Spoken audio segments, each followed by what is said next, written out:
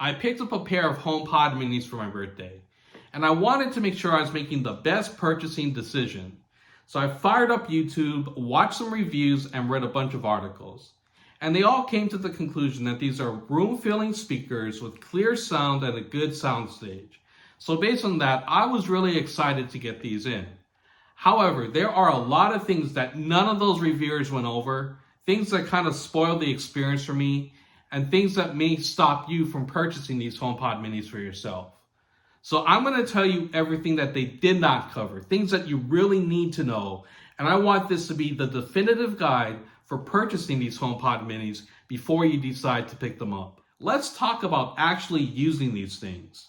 Now I picked these up as a stereo pair because I want to primarily use it with my computer. And I have very modest needs for these speakers. All I want to do is listen to music, play back YouTube videos, and perhaps do some editing in Final Cut Pro. That's it. Well, when it comes to actually using these things, you're going to run into a couple of gotchas that you should know about. First off is the transport. So the audio is being transported over Wi-Fi, and that's why when you set these up, you need to turn on both Bluetooth and Wi-Fi. So the transport is going to be going over Wi-Fi. And first off, you need a good connection to your router to make sure that the stream becomes uninterrupted. Now, another issue that I was running into is when I set these up initially, I had my HomePod right next to my router, and I thought that would be fine. However, it turns out that the Wi-Fi radio in both the speaker and my router were stepping over each other. And as a result, the sound was very inconsistent. It was just going in and out constantly. And because of that, they were basically, you couldn't use them at all. So because of that, I tried pairing up my speakers to the router that I had downstairs on the other side of the house. So I did that pairing. However, at that point, it wasn't even able to play anything. All I heard was silence. So because of that, you have to make sure that you are really close to your router, but not too close to the point where the radios are going to step over each other. One of the most annoying things about the HomePod mini is that you have to manually select which sound device you want to send audio to. For example, if I want to watch a video on YouTube, I have to go up to my menu bar, click on the speaker icon, and from there I can manually select to send sound to my HomePod minis. Now, if I want to listen to music in my music app, I would go up to the Airplay menu and not the sound menu in the menu bar. And from Airplay, once again, I would have to manually select to send sound to the HomePod minis. When it comes to video playback, if your application does not specifically support Airplay audio, those videos are going to be unwatchable. You know, when I call you up and say, what trick do you got? Have an answer for me. Have something planned. Or where do you want to skate? Don't say, oh, I don't know. You know, you can't do that, man. It's like the other day at Belmont, you did a fakey trick. So in my use case, I rip a lot of my Blu-rays and put it on my network attached storage. And then I run them back and I try and play them through VLC Media Player. Unfortunately, VLC Media Player does not support Airplay.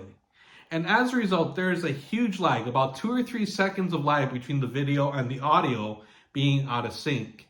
And as hard as I tried in VLC to tweak the audio delay settings and to really try and mess with the video playback speed, I was unable to get a good sync between the video and the audio coming out of the HomePods.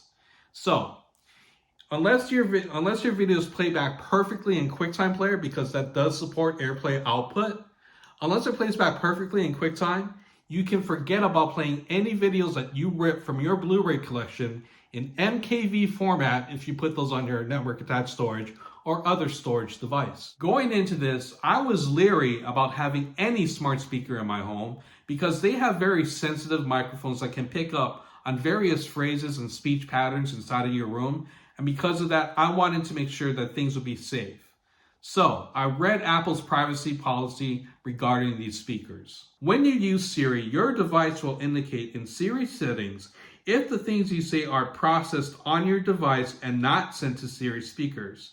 Otherwise, your voice inputs are sent to and processed on Siri servers.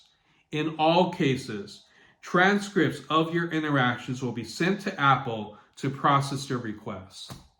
So even though you turn off Siri, it's still going to be able to process your request. So if you tell your speaker, for example, to say, play this song or do this, or tell me about the weather. Even with Siri turned off on the smart speaker, if you do any type of voice commands and really try and use it in that way, those transcripts are still going to be sent up to Apple. So if you're paranoid, then these speakers probably are not for you. And luckily, my needs are very basic. I don't like using voice control at all. I've never really used Siri at all in my life.